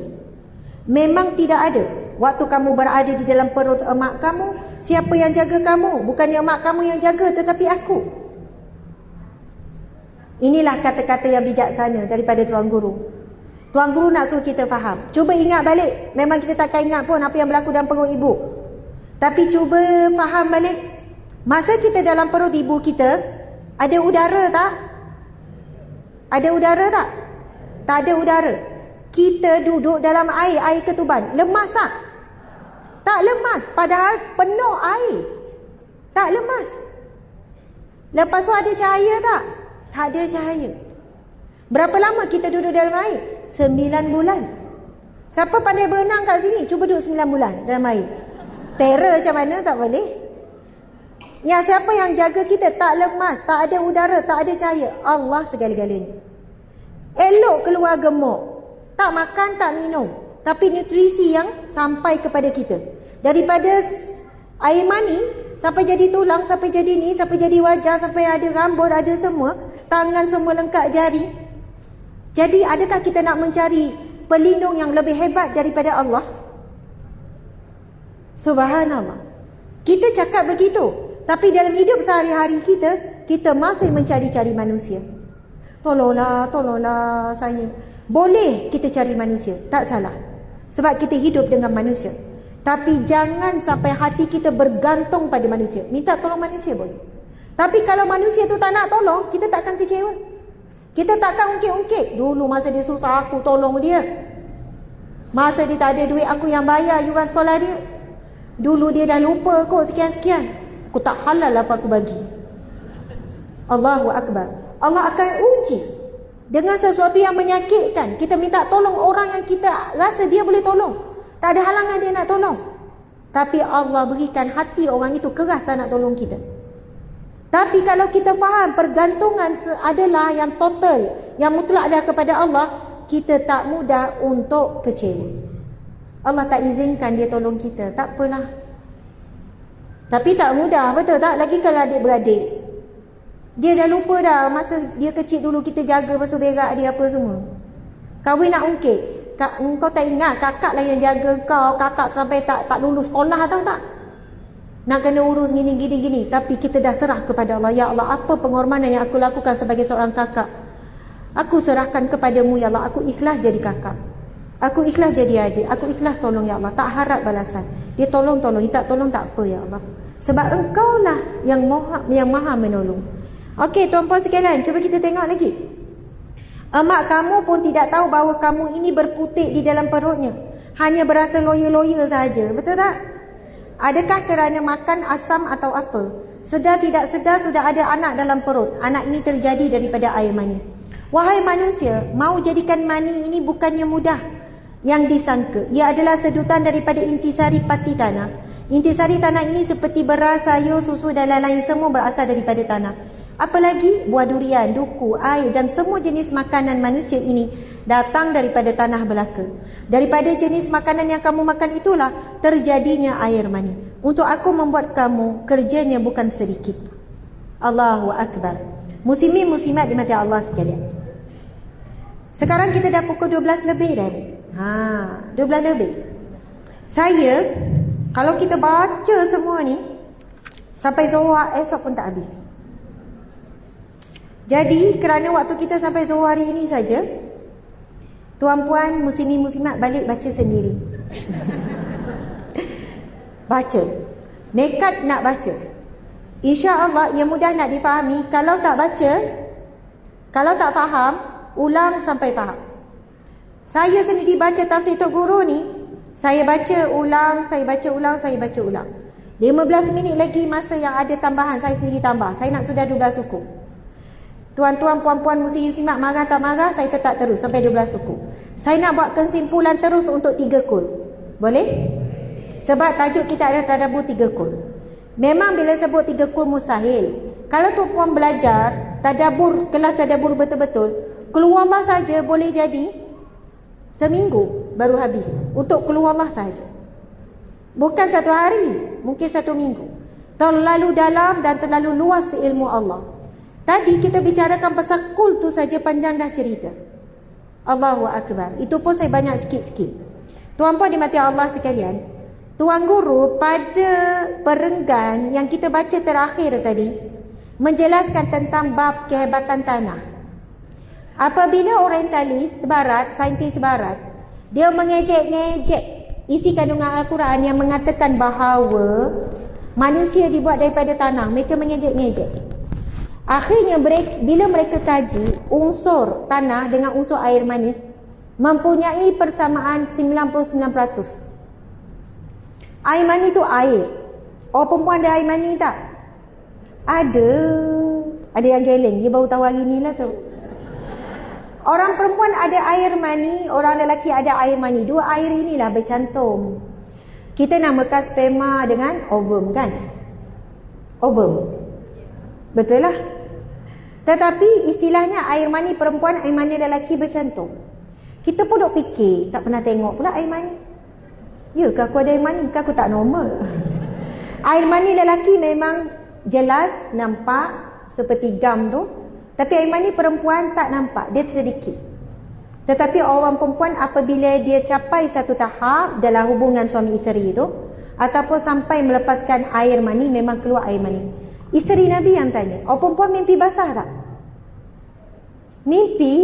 Ini ditanya oleh salah seorang isteri Nabi, tak silap saya Ummu Salamah, tentang mimpi basah. Kalau anak perempuan kita cakap dia mimpi basah, consider dia sudah pun balik. Kita kena tanya, basah macam mana? Kamu mimpi apa? Mak, mimpi pelik lah malam tadi macam cerita Mak Saleh tu, dia buat-buat macam tu. Lepas tu, kamu basah tak? Basah apa? Mandi ke apa? Kalau ada cecair yang keluar, oh kamu dah balik lah tu. Tetapi balik ini maksudnya, kita kena dah bagi tahu kamu jaga solat, jaga aurat apa, kamu dah balik. Tapi haid itulah penentuan balik yang total bagi perempuan. Tapi tanda-tanda balik tu dah ada. Tuan-puan sekalian, akhirnya orientalis ataupun saintis yang jumpa penemuan unsur tanah dengan unsur air mani sangat hampir sama 98-99% macam itulah. Mereka akhirnya terpaksa tunduk dengan Al-Quran adalah sumber sains yang utama. Sebelum ada scan-scan semua ni, Al-Quran dah cerita dah. 40 hari pertama, 40 hari kedua, 40 hari ketiga apa berlaku dalam perut. Selepas dapat scan apa semua, mereka terkejut. Exactly sama. Tepat-tepat 40 hari. Tepat-tepat 40 hari. Hebat sekali.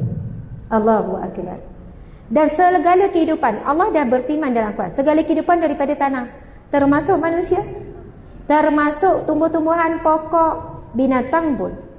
Allahu Akbar. Tanah yang kita pijak hari-hari ini, tanah yang kita rasa kotor tu, hari-hari berkata kepada kita. Dan esok bila kita mati, ini hadis Nabi yang berkaitan dengan kematian. Apabila seseorang yang beriman dibawakan ke dalam kubur, lepas tu Nabi cerita lepas di tanah, lalu tanah berkata kepadanya. Tanah yang kita pijak ni akan bercakap dengan kita lepas kita ditanam dalam kubur. Apa cakap tanah? Tanah akan bercakap, ahlan wa sahlan, selamat datang kepadamu. Engkaulah orang yang ku nantikan selama ini, yang berjalan di atasku. Engkaulah orang yang aku nantikan selama ini untuk datang kepadaku. Ini roh orang yang beriman. Lalu tanah itu akan meluaskan seluas mata memandang dan dihamparkan dengan permaidani daripada syurga. Dan ada pintu yang boleh membawa dia ke syurga, tapi pintu itu akan tak dibuka lah. Dan apabila roh orang yang kafir, orang musyrik, orang yang fasik, orang yang selalu bermaksiat, lalu tanah berkata, engkaulah orang yang aku benci selama ni yang berjalan di atasku. Dan nantikan apa yang aku buat kepadamu. Lalu tanah menghimpitkan, Nabi tunjuk jari jemari saling menghimpit. Lalu Allah mengutuskan 70 ekor ular yang berbisa. Bukan seekor ya. Yang mana Nabi sebut, jika seekor ular berbisa melepaskan bisanya ke atas bumi, maka tak ada kehidupan yang boleh hidup. Semua akan mati. Kita duk pijak-pijak tanah. Kalau kita orang baik, tanah tu suka kita. Inilah orang yang aku nantikan. Dia bangga kita pijak dia. Dia suka kita pijak dia. Orang-orang yang soleh, orang-orang yang baik. Dia menanti-nantikan kehadiran kita untuk dia layan. bila di dalam kubur esok. Kena pijak tanah kubur ke Ustazah? Tak, tanah semua bersambung. Tanah kan bersambung-sambung. Maksudnya tanah ini tidak sabar untuk melayani, menyantuni kita bila kita pindah ke alam barzah. Allahu Akbar, Masya Allah. Tuan-puan yang dirahmati Allah sekalian, sebagai penutup, suka tak baca antara Al-Ikhlas, Al-Falaq, An-Nas, mana paling banyak baca? Qul huwallahu lah paling banyak Ustazah. Itulah surah paling confident kalau jadi imam. Rakaat pertama Qul huwallahu, rakaat kedua Qul huwallahu. Kalau solat sunat lagilah Qul huwallahu lah Ustazah. Paling pendek, paling suka, paling senang. Qul a'udzu bil falaq berat sikit, An-Nas panjang lagi. Ya, tak ada masalah, tak ada hal kalau kita suka surah Qul huwallahu kerana pendek. Tetapi saya nak supaya kita faham satu perkara. Selepas ini kita baca surah Qul huwallahu kerana cinta, kerana sayang. Sebab apa? Ini saya pegang tafsir Ibnu Katsir, arwah ayah saya ni. Ayah saya dalam kubur, sudah di alam barzah. Dia sedang menikmati pahala-pahala yang dia tinggalkan. Saya selalu merujuk, selalu belek. Inilah yang dipanggil jariah, pahala yang berterusan. Masya Allah. Dan saya yakin gandaan pahala itu berganda lagi bila saya gunakan untuk mengajar kepada ribuan orang. Masya Allah. Muslimin muslimat. Hadis tentang keutamaan surah Al-Ikhlas. Surah Al-Ikhlas. Antaranya, saya dah baca cerita dalam tafsir Ibnu Katsir ini. Ceritanya begini. Ada seorang lelaki yang dilantik oleh Nabi untuk menjadi ketua kepada satu kumpulan. Dan setiap kali dia jadi imam, bila ketua ni automatik dialah imam. Setiap kali dia jadi imam, dia tidak boleh tinggalkan surah Al-Ikhlas. Ramai tak imam macam tu? Jarang kan? Dia baca macam mana? Sama ada dibaca surah, lepas surah Al-Fatihah, dia akan baca surah Al-Ikhlas, kemudian dia baca surah yang lain. Ataupun dia baca Al-Fatihah, kemudian dia baca surah yang lain, dia tutup juga dengan surah Al-Ikhlas. Kemudian makmum rasa tak puas hati, makmum pergi tanya dia, kenapa kamu buat macam ni? Adakah bagi kamu surah yang kamu dah baca tu masih tak cukup sampai kamu kena baca Al-Ikhlas? Ataupun adakah bila kamu baca surah Ikhlas, kamu rasa tak cukup, lepas tu kamu baca surah lain pula? Makmum komplain. Faham ya? Sampailah dia cakap begini, sekiranya kamu tidak suka dengan cara yang saya baca, saya lebih sanggup untuk tidak jadi imam. Lebih sanggup untuk aku meninggalkan tugasan ini daripada aku tinggalkan surah Al-Ikhlas dalam solatku. Lalu yang tak puas hati ni pergi jumpa Nabi. Ya Rasulullah, dia pun cerita bla bla bla bla bla begini. Macam kita lah gosip-gosip, tak puas hati, pergi ngadu kan. Lalu Rasulullah pun berkata, sekarang kamu pergi tanya kepada dia, kenapa dia buat macam tu? Kenapa dia tak boleh tinggal surah Al-Ikhlas? Lalu dia menjawab, kerana aku mencintai surah Al-Ikhlas dan aku tidak boleh meninggalkannya dalam setiap rakaat solatku. Aku mencintai surah Al-Ikhlas. Kemudian Nabi pun menjawab dengan hadis. Nabi bersabda, akhbiruhu anna Allah Ta'ala yuhibbuhu. Nabi pun bersabda, akhbiruhu, kamu kabarkan kepadanya, bagi tahu dia, anna Allah, sesungguhnya Allah Ta'ala menyintainya. Allahu Akbar. Orang yang mencintai surah Al-Ikhlas akan mendapat cintanya Allah. Jadi tanya pada diri kita, pada iman kita, kita duk baca surah Al-Ikhlas kerana mencintai ke sebab surah Al-Ikhlas tu pendek? Jujur pada diri, kita baca surah Al-Ikhlas selama ini bukan kerana kita mencintai surah Al-Ikhlas. Kita lebih kepada surah itu mudah, surah itu ringan, surah itu kita hafal. Tapi bila kita dengar tentang hadis Nabi ini dan cerita ini, kita kena naikkan level kecintaan kita kepada surah Al-Ikhlas. Sebab dengan kita cinta surah Al-Ikhlas, kita mendapat cintanya Allah. Tuan-puan muslimin muslimat, surah Al-Ikhlas dalamnya tak ada perkataan Al-Ikhlas, betul atau tidak? Tak ada perkataan Al-Ikhlas. Surah-surah yang lain kebanyakannya kerana ada perkataan tersebut dalam surah tersebut, kerana itu dinamakan dengan nama surah.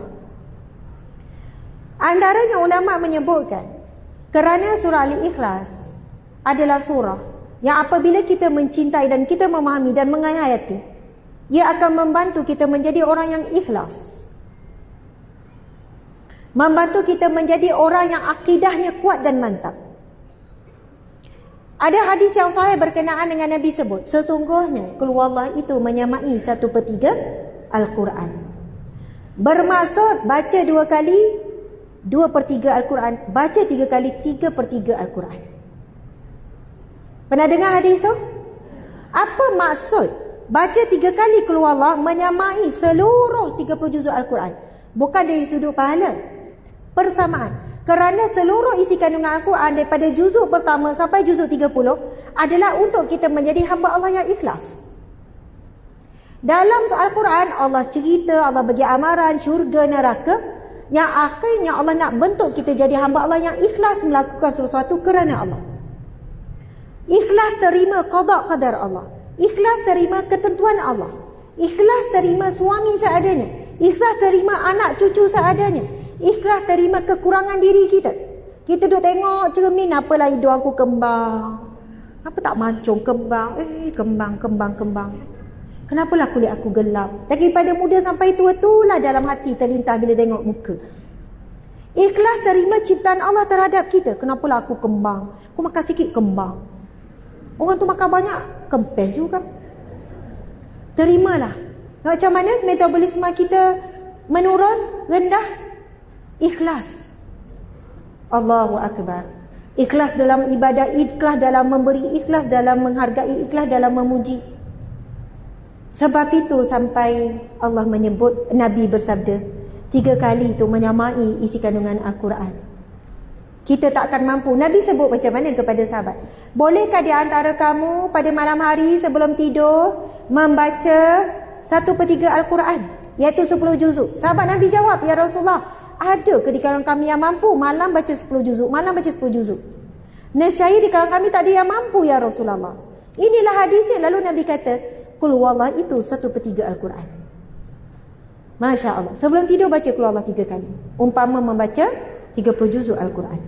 Tuan-puan muslimin muslimat dimati Allah sekalian, membaca surah Qul Huwallahu, Nabi bersabda, hubbuka iyyaha adkhalakal jannah. Cintamu terhadap surah Al-Ikhlas menyebabkan kamu masuk syurga. Yang tadi, siapa yang mencintai surah Al-Ikhlas, dia akan mendapat cintanya Allah. Hadis yang kedua, cintanya kamu kepada surah Al-Ikhlas akan membawa masuk kamu ke syurga.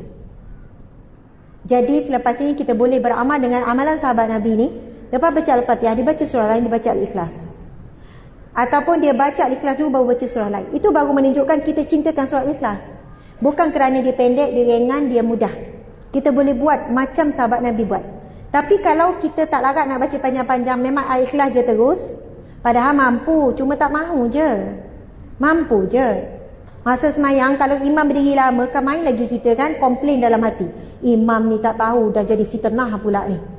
Tak reti, tak belajar ke, tak fikir orang tua kat belakang ni, sakit lutut baca panjang-panjang. Tapi kalau tahi ngumpat, boleh je berdiri lama. Sebab jumpa tepi pagar kan, setengah jam pun tak apa.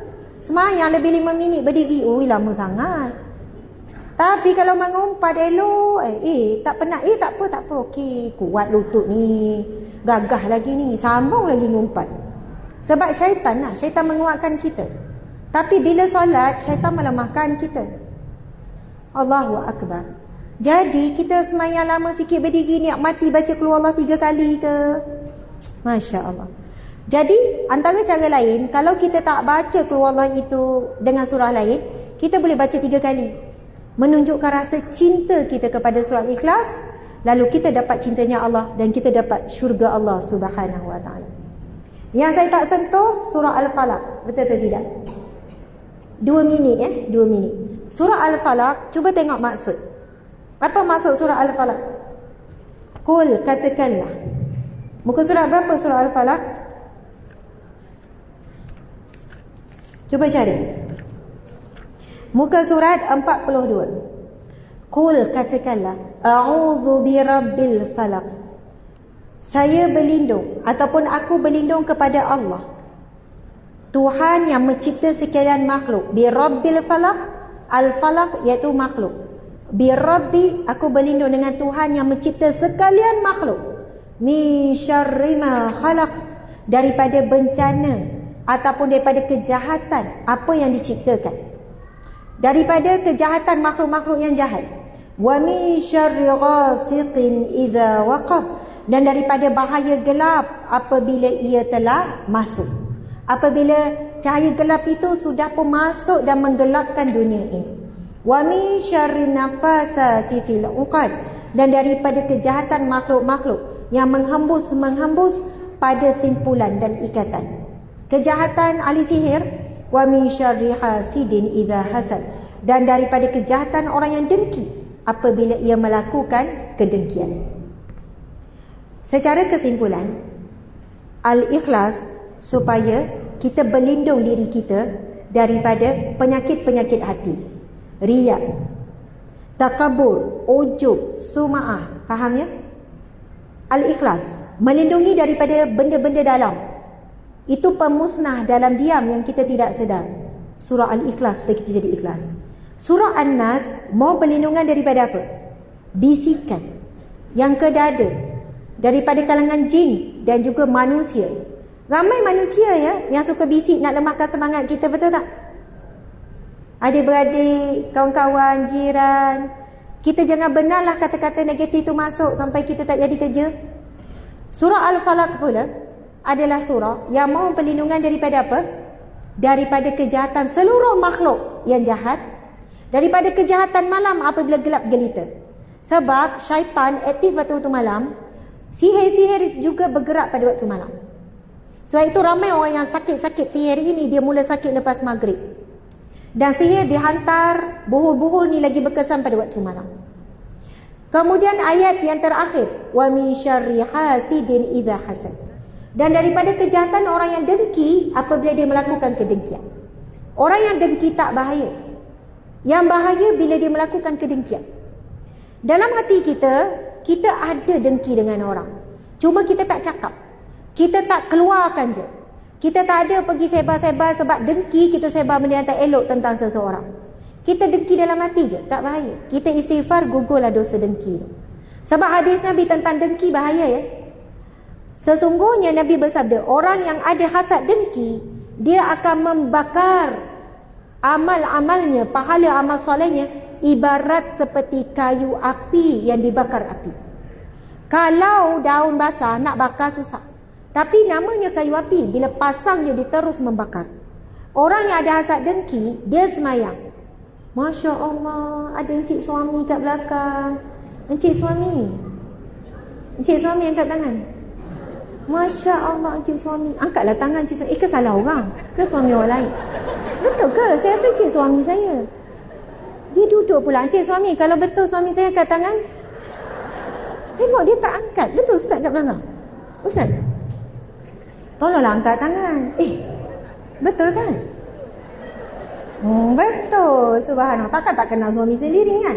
Tapi dia tak angkat tangan. Itulah suami-suami ya. Dia babai, dia kata bukan. Surprise tu, kami datang asing. Jadi saya tak tahu dia datang. Sweet kan? Cia. Subhanallah. Baik encik suami, saya akan datang segera. Dia bagi warning lah tu. Time up. Time's up. Okey. Baik. Jadi saya sebutkan mana tadi? Orang yang dengki kan? Nabi kata orang yang dengki, dia solat, dia puasa, dia zakat, dia sedekah. Tetapi kerana dia ada hasad dengki dan dia buat kedengkian. Maksudnya kalau hasad dengki saja, kita tak buat kedengkian, okey. Allah akan ampunkan dengan istighfar, ambil wuduk dengan solat, gugur. Tetapi yang masalah hari ini, dia dengki pada seseorang, dia wujudkan cita-cita buruk. Dia sebar-sebarkan sangkaan yang tidak berasas. Dia mula tengok orang sebelah beli sofa baru. Dia pun bercakap dengan suami dia. Membazir sungguhlah, esok menjawablah dekat akhirat. Hari tu saya pergi rumah dia, elok lagi sofa dia tu. Ya Allah, membazir. Padahal dia hasad dengki ni, orang sebelah beli sofa baru ni, nak raya ni. Sampai dia keluar, itu bahaya. Sampai dia keluar. Kalau dalam hati je okey. Padahal tak tahu rupanya sofa yang elok duduk tu dah bertahun-tahun mungkin dia bagi pada orang. Jadi berhati-hatilah sebab dengki boleh membakar dan menggugurkan pahala yang kita susah payah buat ibadah. Sebab itu Allah berfirman, mohon min syarri hasidin iza hasad, dan mohon perlindungan daripada kejahatan orang yang berdengki apabila melakukan kedengkian. Sama ada kita mohon perlindungan daripada kita yang berdengki melakukan kedengkian ataupun orang yang dengki dengan kita dan melakukan kedengkian. Jadi cara kaifiat beramal 3 kali pagi, 3 kali petang. Itu hadis Nabi yang sahih. Allah melindungi daripada segala sesuatu dan Allah mencukupkan kita daripada segala sesuatu yang kita perlu. Alhamdulillah. Terima kasih. Ada 4,000 lebih, ada 4, 5, 6, ada lebih kurang 6,500 yang hadir. Masya Allah. Jadi terima kasih juga 60,000 yang hadir di sini. Semoga bermanfaat. Semoga kita boleh beramal dengan ilmu yang baru-baru juga kita dapat hari ini. Sebab ilmu itu tuntutannya adalah beramal. Ilmu yang tidak beramal umpama pokok tanpa buah. Lebih baik potong je, tanam pokok baru yang berbuah. Jadi kita jangan jadi pokok yang tidak berbuah, kerana pokok itu berhasil bila ada manisnya buah itu. Jadi insya-Allah semoga kita menjadi wanita yang, ya Allah ya Rahman ya Rahim, jadikanlah kami ya Allah wanita yang salehah, hamba-Mu yang salehah, hamba-Mu yang kuat ibadah ya Allah, hamba-Mu yang taat. Ya Allah, jadikanlah kami ya Allah isteri yang penyejuk hati, penyejuk mata, isteri yang salehah, ibu dan nenek yang misal, yang boleh jadi contoh tauladan yang terbaik buat anak cucu kami ya Allah. Allahumma ja'alna min ahli jannatil firdaus bighairi hisab wa ghairi azab. Allahumma ja'alna, ya Allah, golongkanlah kami di kalangan ahli syurga firdaus-Mu tanpa dihisab dan tanpa diazab ya Allah. Berkatilah ilmu yang kami dapat hari ini sehingga kami mampu beramal. Berkatilah penganjur yang bersusah payah. Berkatilah majlis ini ya Allah.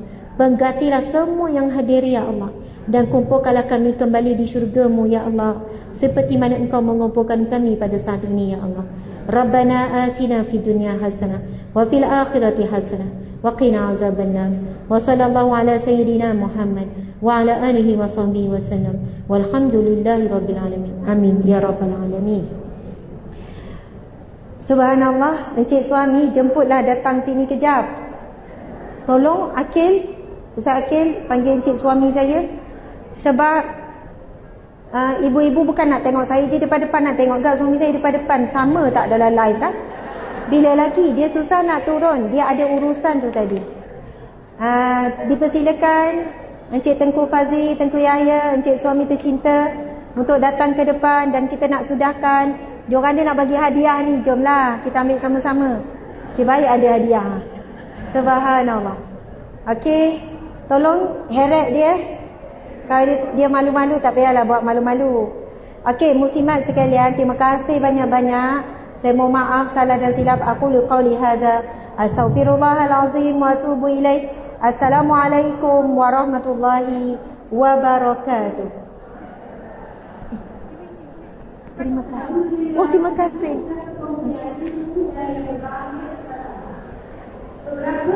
Boleh tutup.